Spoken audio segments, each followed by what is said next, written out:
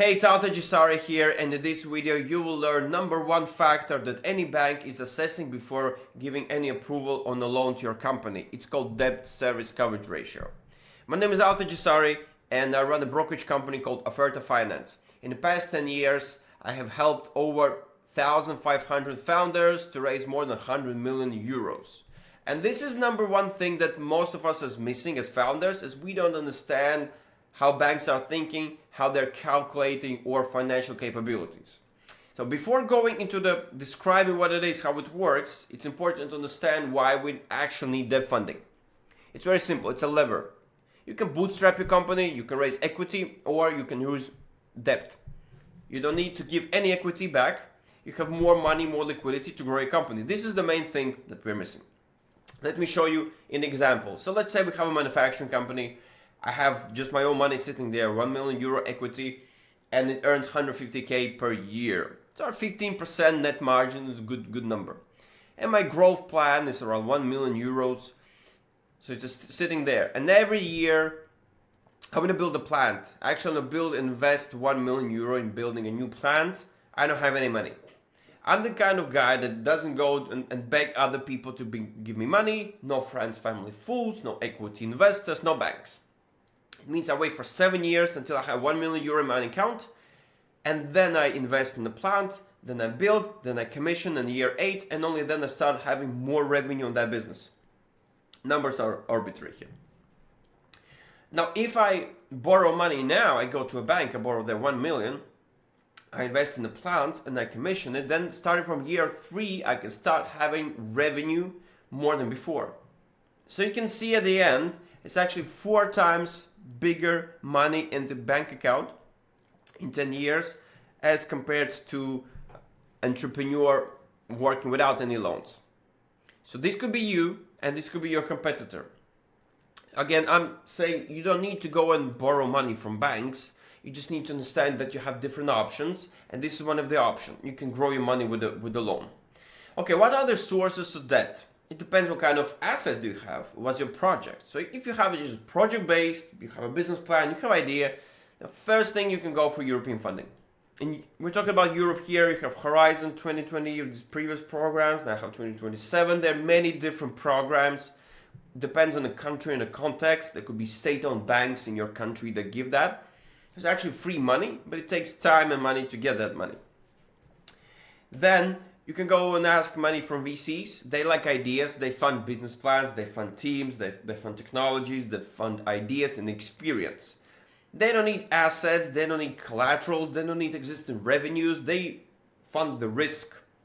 Or you can go to friends, family, fools and ask money from them. Any pitch could work there.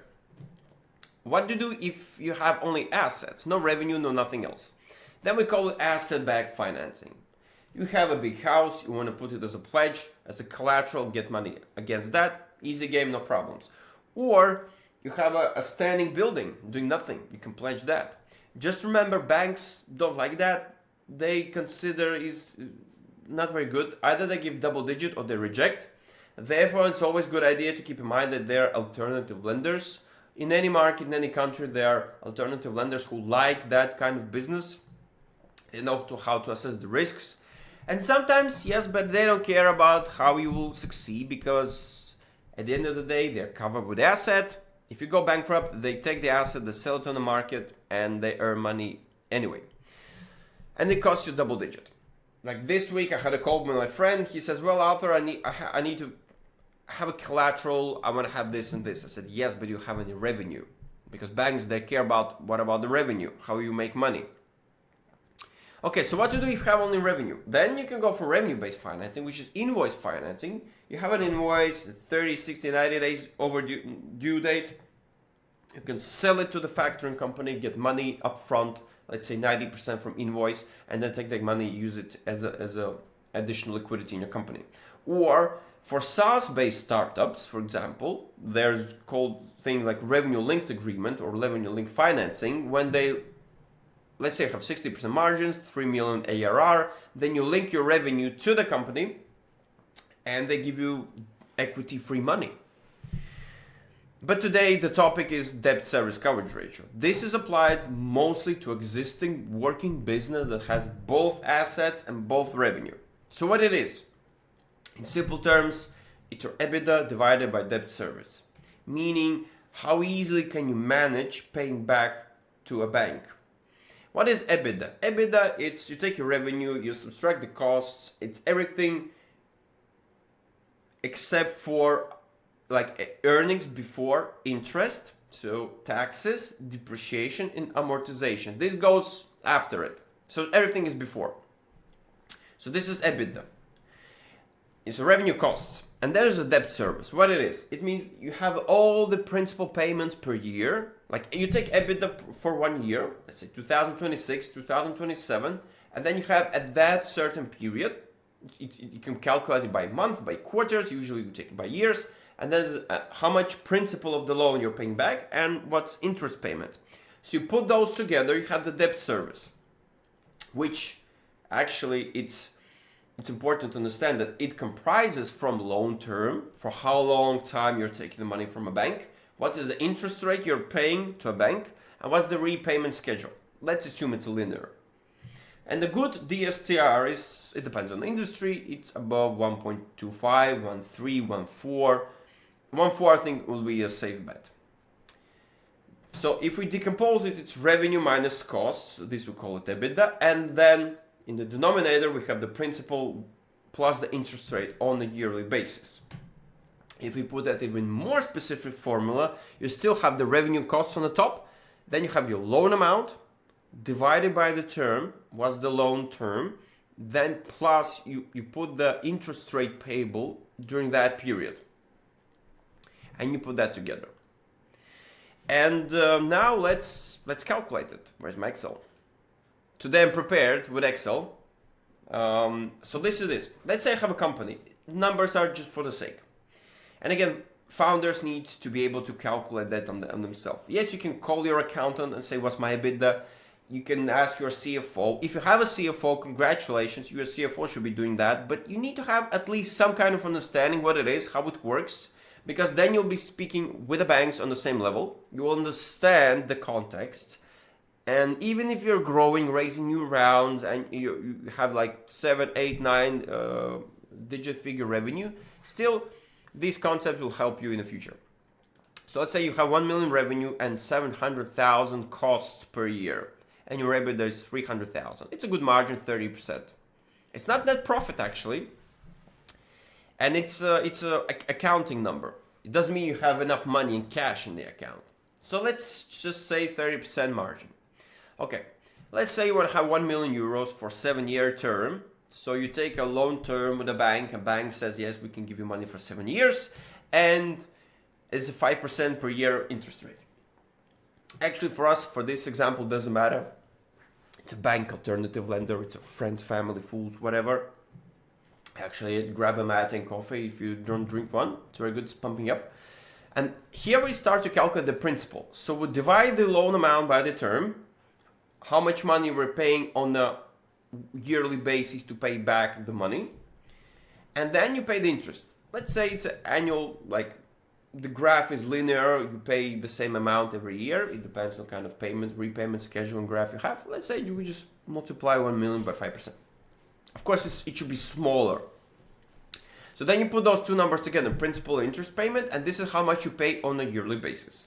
So if your business makes 300,000 EBITDA per year, and from that you need to pay 192,000 to the bank, then your debt service coverage ratio, you divide EBITDA by the debt service. And it makes sense. Now the things goes interesting when you ask questions, what can I do about this? If you want 2 million, let's say you need 2 million. You say, I don't need 1 million, I need 2 million. Then you see with the 2 million with 7-year term, the DSCR is not that good. Maybe you need to improve your cost structure and you spend less money on your business. Maybe you need to increase the prices, improve the unit economics, and maybe you're able to improve it. You see, now it works. You can raise 2 million if you adjust your EBITDA. If you have more revenue, less costs for the same amount of assets in your business, then it's possible you raise that. Of course, we'll talk about next videos about it. There's EBITDA, debt EBITDA ratio, then you need to have positive equity, then you need to have a solid collateral that could be used as a security to a bank. Then you need to be clean and nice as a founder, as an entrepreneur, as a UBO for a bank, because they're assessing your from an AML perspective, a nice reputation. But if we just talk about these numbers, you work with your revenue costs, you improve your EBITDA this year, and next year you can go and raise 2 million. Now the problem is, let's say if a bank says, well, we do only 5 years, then you can see with DSCR 1 it's not possible. So what you do, you have a few options. Maybe you say, okay, I need 1.5 million, and the bank says, okay, yes. And again, remember, banks, they need at least 2 years, these numbers. They look at the history, not on the future. So if for 2 or 3 years you have this EBITDA and it's growing, remember they like growing numbers, then they can do 1.3. So this is doable. If you still need 2 million and this bank is saying no, then what you do, you apply to another bank. You apply to that bank that gives maybe 7 years, maybe 8 years, maybe they give you 10 years. With the 10-year tenure, with the 10-year term, you can have 1.6 DSCR, which means in that mathematics, you can maybe borrow 2.5 million. Not 25, 2.5. This is how it works. And so you play with the numbers. So what are the ways how to improve it? How to raise more money? You increase your revenue, you decrease the costs, you find a way how to decrease the costs so that in order you have the higher EBITDA from your formula. Then you go to a bank and you make sure they have the lowest interest rate possible. Let's see what works best. We decrease interest rate or we increase the term. I think the term is much more important. This actually, one of the things that founders don't understand. They think, I need a better interest rate. So let's say you have two examples. You need 2 million euros against your numbers and you see the DSCR is not working. And you have two options. And you go to a bank, or let's say you need 1.5 million. It's doable. And you say, 5 is too much, I need 4. Okay, you need 4%. Remember that, you're paying 375,000 per year, and then you're complaining 5% is too much. Well, my friend, what's your net margin, gross margin? Gross margin, 45%. So you're making 45% margin on the money, assuming there's a cycle there, and you're afraid to pay 5%? But a lot of our complaining saying we need 4%. Okay, so you're just making 15,000 less payment on the debt service per year, shifting from 5 to 4%. Nice job, you won that deal. But what happens if you say you negotiate with a bank and instead of 5 years, you have 7 years? You see the difference? The difference is almost 100,000, 80,000 euros less payment per year.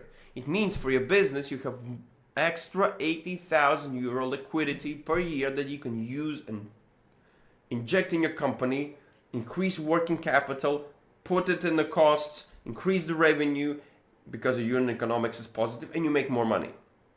So term has bigger impact on the DSCR and the amount of liquidity that it's end up every year in your bank account has more impact than the rate.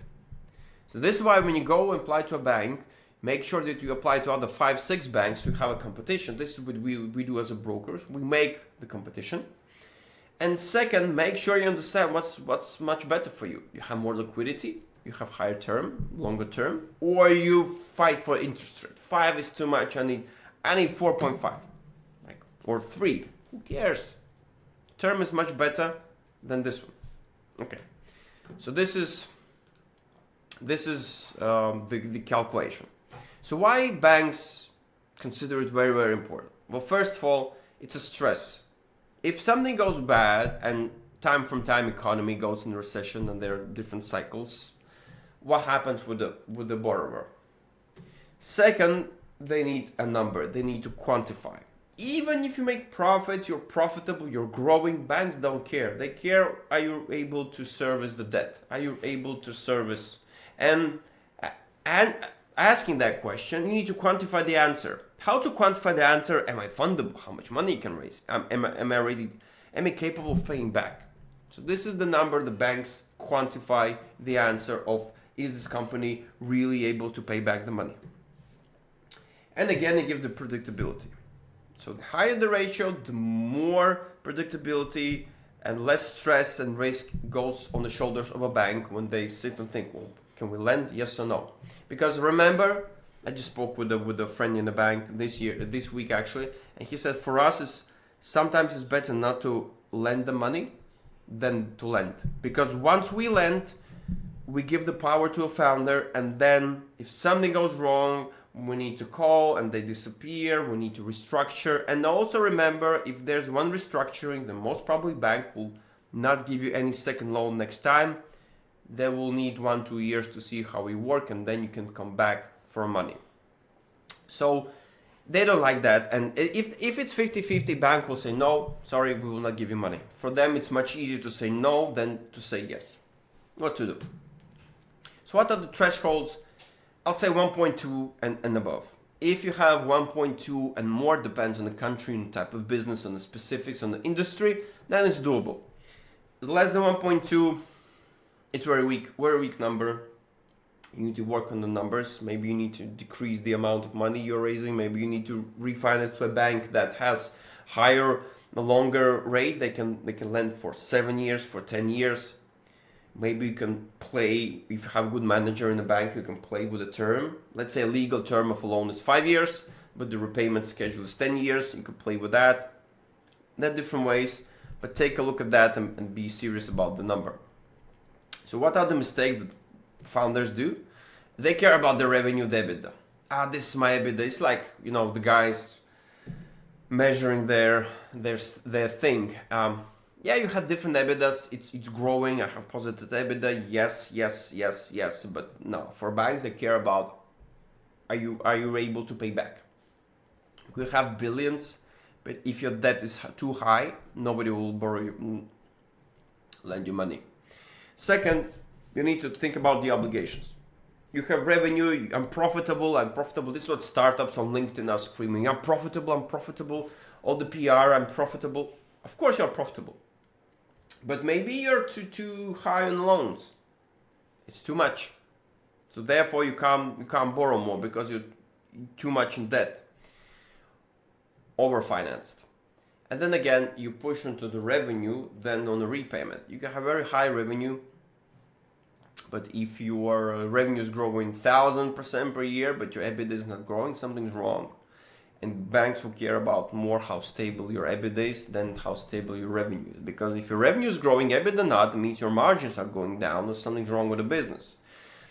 So always banks sits there and asks the question, can we lend the money? Are we sure that she will be able to pay back in 6 months, in 12 months, in 2 years, in 3 years, and what the history tells us about. Okay, so at this stage, I finished. Remember always to sit down and calculate your own numbers.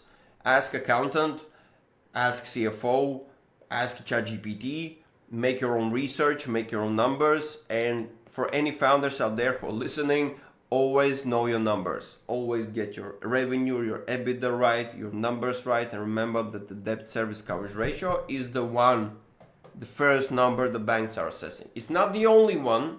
There are many other numbers we'll cover later, but this is the first to start off. It's not that scary. Remember, it's very easy to remember this formula. Like you have like revenue and the costs, increase the revenue, decrease the costs. You think about the loan amount, how much money you need for your business, and the higher the term, the better the rate. And then you look how much money you need to raise, what is the interest rate, and you put it together, and then you have your debt service coverage ratio that you put, and you understand how much money you can raise. And remember, you can always ask a manager in a bank, what's their approach, what's the minimum criteria for this industry. Be open, call them, say how it is, and what are your numbers, what do you plan. If you need to do some homework, do your homework, because it always takes time to prepare the numbers, etc. And based on those numbers, banks will be able to fund you. So thank you very much for watching. My name is Arthur, and subscribe for this channel if you are a founder, entrepreneur, you're raising your business and you need to increase your revenue by raising money from banks. Stay fun and have a nice day.